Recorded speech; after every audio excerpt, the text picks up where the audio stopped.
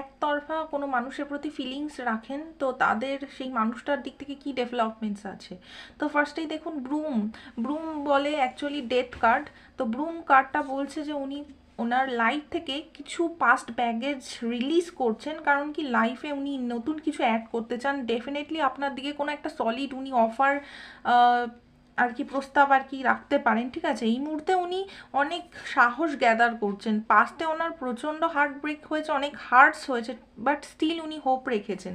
এই মুহূর্তে অনেকটা কনফিউজড, কারণ ওনার মাইন্ড একাধিক কথা বলছে, বাট ওনার ওয়ার্ল্ড চেঞ্জ হতে চলেছে। উনি নিজের সাথে এবার জাস্টিস করবেন। ডেফিনেটলি ওনার সাথে কোনো কেউ আর কি পাস্টে ব্যাকস্ট্যাপ করেছে, বাট এবার যা হবে পুরো সান কার্ড চলে এসে সমস্ত কিছু পজিটিভ হবে।